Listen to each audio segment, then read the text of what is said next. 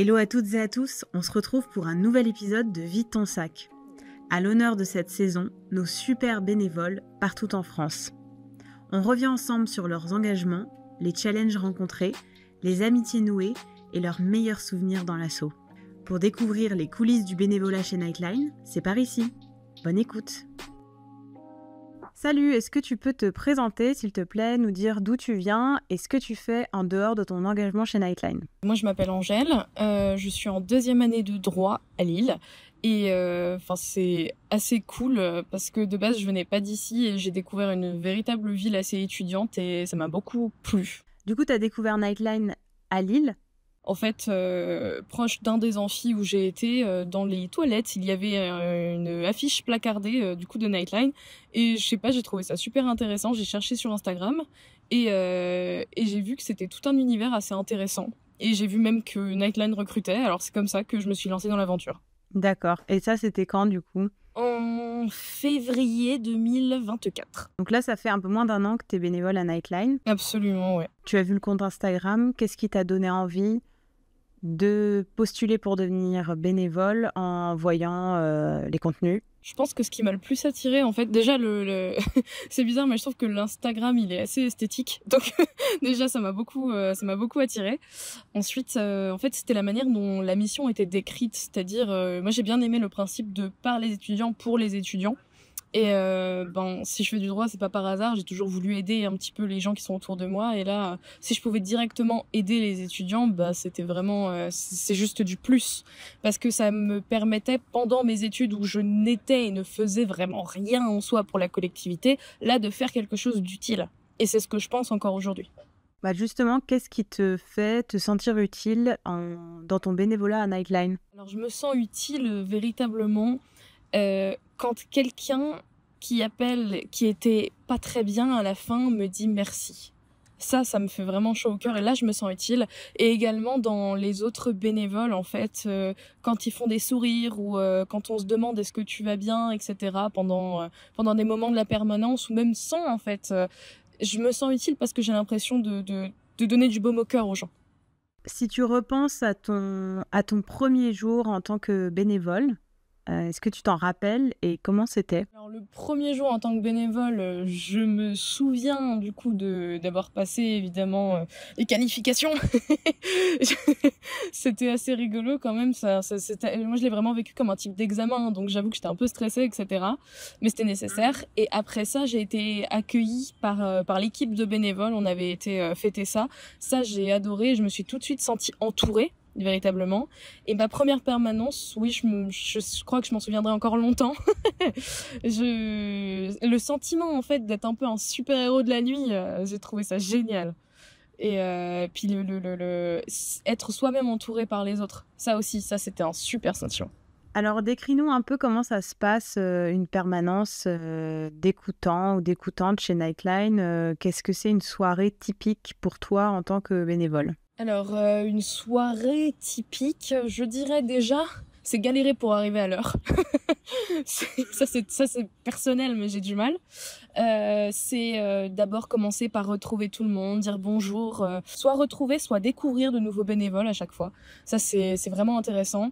On commence par faire un petit peu, tout ce qui est... Enfin, on commence à faire le talk time, où voilà, on discute.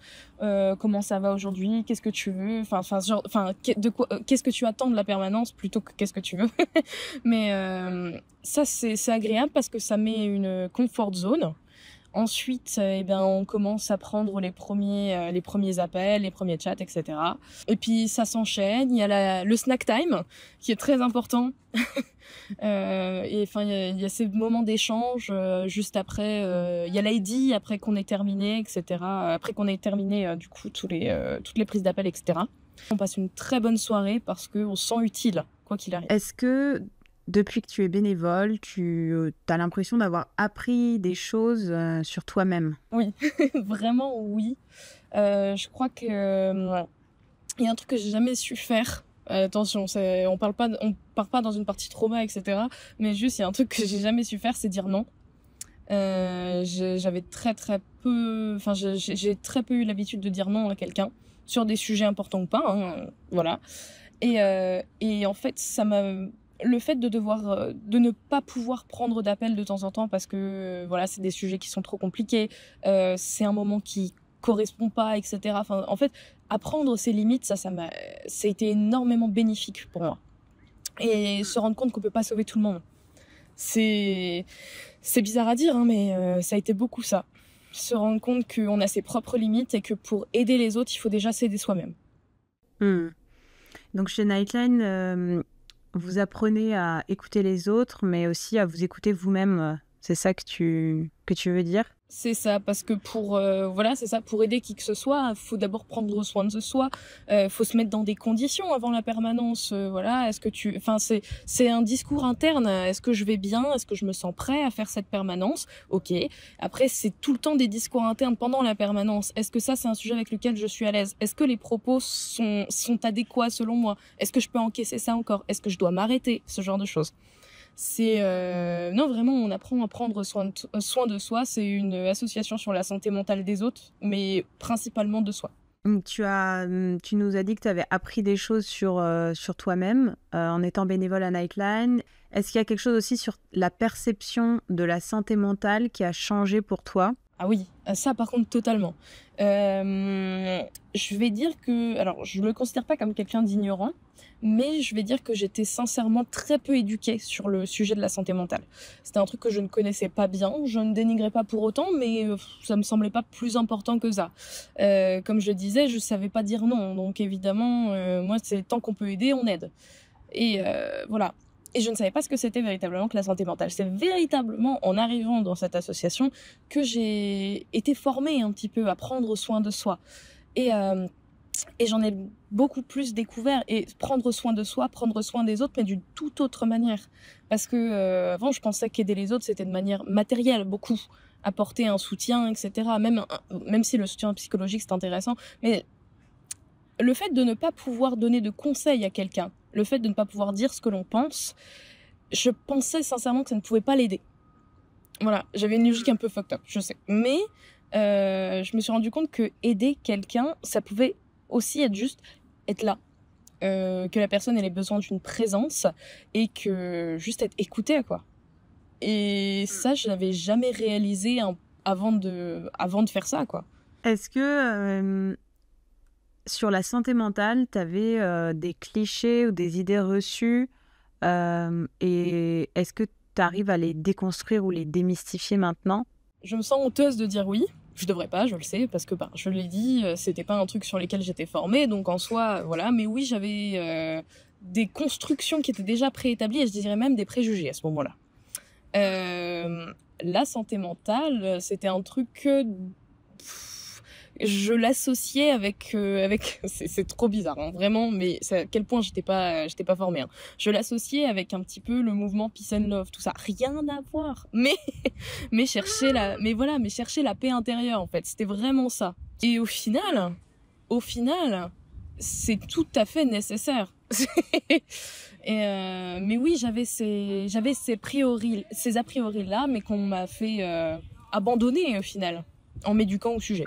Ouais, mais il n'y a pas à être honteuse d'avoir eu franchement, ces préjugés-là, parce que je pense qu'on en a tous eu des préjugés sur la santé mentale. C'est quelque chose qu'on constate quand même globalement. Il y a encore beaucoup, beaucoup d'idées reçues qui circulent, que ce soit dans les films, dans la représentation qu'on fait de la santé mentale.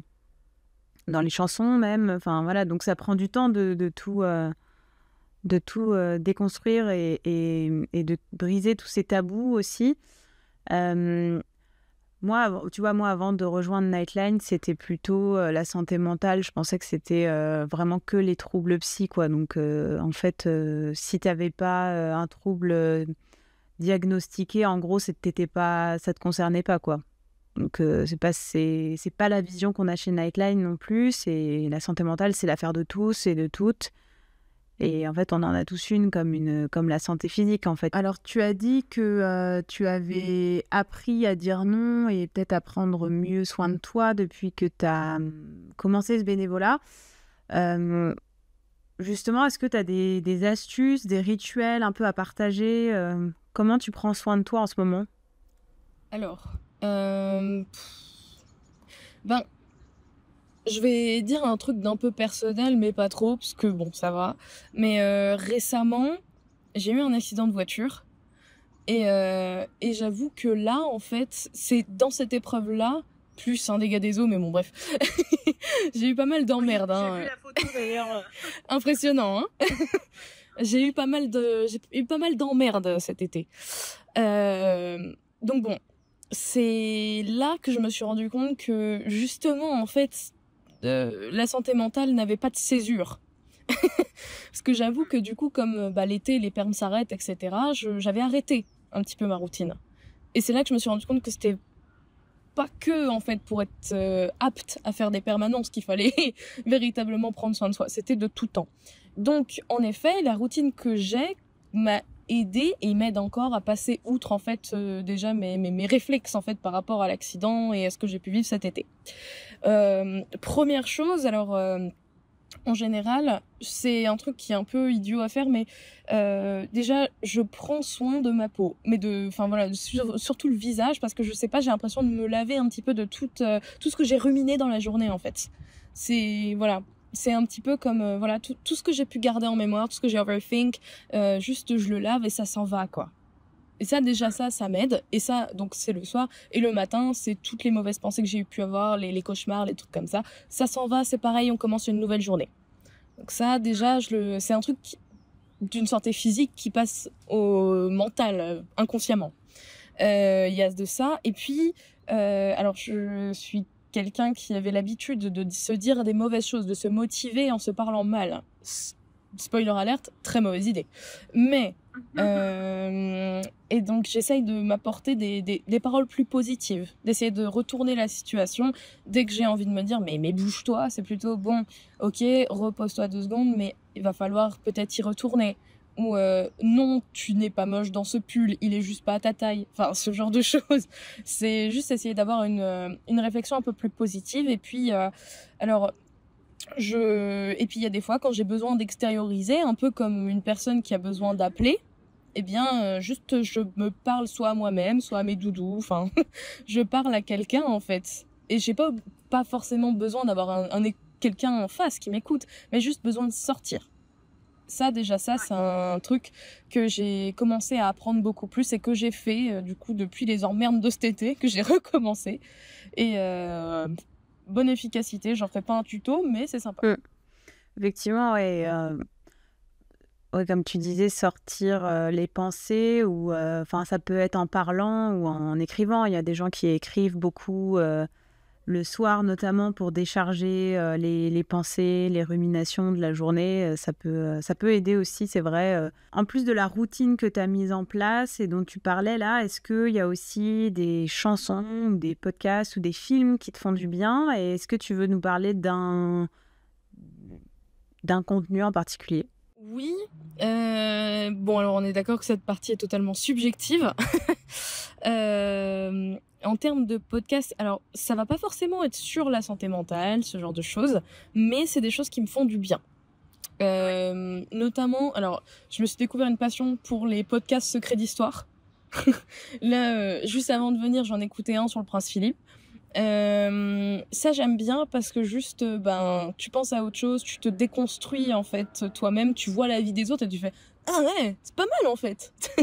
Enfin, voilà, il y a pas mal de choses qui sont intéressantes. Donc les podcasts, il y a surtout celui de Secret d'Histoire qui me permet de m'évader totalement et du coup de pas me dire de méchantes choses. Déjà ça c'est sympa. En termes de musique, alors tout va dépendre. J'aime beaucoup quand j'ai besoin de me relaxer. Alors ça va être surtout ça, quand j'ai besoin de me relaxer ou de me concentrer. Je suis très très fan de Tchaïkovski. Donc plus précisément Casse-Noisette évidemment. C'est franchement ça j'aime beaucoup, je trouve que c'est très très relaxant. Mais quand j'ai envie de m'enfermer dans une comfort zone, je suis très très très fan du groupe Rammstein. Bon, rien à voir, c'est du métal allemand. Mais je trouve qu'en fait dans tous les cas, peu importe ce qu'on a envie d'écouter, etc., tant que ça nous fait plaisir, qu'on se sent bien et qu'on est dans une safe place, je pense que même si on écoutait le bruit des grillons, ça passerait, quoi. C'est bien de savoir quels sont quelle chanson, quel artiste nous fait du bien et de l'avoir à portée de main si à un moment on en a besoin. Ouais. Bah oui, je fonctionne beaucoup avec la musique de base, donc c'était une question qui me plaisait déjà. Si tu devais décrire en 3 mots ce qu'est être bénévole chez Nightline, ce serait quoi les 3 mots? Alors je dirais, c'est attention, dans le sens pas danger, etc., mais l'intention qu'on peut donner aux autres et qu'on reçoit, premièrement. Je dirais, même si c'est un mot composé, bien-être, parce que c'est sur le bien, c'est déjà basé sur son bien-être et celui des autres qu'on peut donner, etc. Et ça fait cliché, mais je dirais vraiment famille, parce que quand je suis arrivée à Lille, je connaissais quelques personnes, mais pas totalement. Et c'est vraiment quand je suis arrivée là que j'ai commencé à découvrir beaucoup plus de gens, qu'on m'a fait découvrir des endroits, etc. Et j'aime bien discuter avec des gens de l'asso, faire des trucs sur le côté, etc. Je me suis vraiment découvert des gens qui, je sais, vont m'aider si j'ai besoin d'aide et que j'aiderai s'ils ont besoin d'aide. Donc, et c'est pour moi le principe d'une famille. J'espère que ça aussi, ça donne envie aux auditeurs de rejoindre l'asso Nightline, que ce soit à Lille ou ailleurs d'ailleurs. Et justement, si tu devais convaincre quelqu'un de devenir bénévole, qu'est-ce que tu lui dirais? Je pense que ce que je dirais à quelqu'un qui hésite, surtout, déjà, qui a fait la démarche d'écouter déjà ce podcast et de voir un petit peu sur l'Instagram, ce genre de choses, c'est déjà un premier pas. C'est déjà une première réflexion. Donc déjà, bienvenue déjà dans ce premier pas. Ensuite, je dirais qu'il n'y a rien à perdre. Véritablement, il y a tout à gagner dans cette association, il n'y a rien à perdre. C'est pas chronophage du tout. C'est vraiment de la bonne entente. Il y a des perspectives qu'on n'imagine même pas, des pôles différents, des gens qu'on ne soupçonne pas d'exister, véritablement des rencontres qui sont capables d'être faites. Non, il y a tout à gagner en venant chez Nightline. Et ce que je dirais de mieux, je peux pas faire mieux, c'est essaye. Vraiment, essaye. Si ça te plaît pas, ok, pas grave. Au moins, tu auras essayé un truc nouveau et tu sauras que c'est peut-être pas ce genre de format qui te convient. Mais au moins, tu auras gagné une connaissance en santé mentale et sur toi-même qui te fera grandir dans tous les cas. Juste, essaye. Trop bien. Beau message. Est-ce que tu aimerais ajouter quelque chose? Oui, très court message. Alors, qui sera à l'adresse des deux côtés, des bénévoles, mais également des appelants. Pour les appelants, déjà, merci de nous faire vivre. N'hésitez pas, véritablement, on est là pour vous. Il n'y a rien qui est de trop. Personne n'est jamais de trop. On est là pour vous. J'espère que vous le savez. Et vraiment, encore merci de nous faire exister. Par contre, pour mes chers bénévoles, je dirais sincèrement déjà, pareil, merci de m'avoir fait découvrir tout ça. C'est surtout ça, je suis très très reconnaissante envers cette association. Donc merci de m'avoir fait découvrir tout ça. Encore félicitations pour la manière dont cette association tourne, parce que c'est un réseau tellement complexe et pourtant si simple que vraiment c'est impressionnant comment ça s'est développé et j'ai hâte de voir la suite. Merci, on a hâte aussi de voir la suite. Et je te souhaite une belle continuation dans tes études et dans ton bénévolat à Nightline. Merci Angèle. À toi qui nous écoutes, si tu as envie d'en savoir plus ou de candidater, rendez-vous sur notre site internet nightline.fr. Pour suivre le podcast Vide ton sac et toutes les actus de Nightline France, rendez-vous sur nos réseaux sociaux @Nightline France. À très vite, prends soin de toi.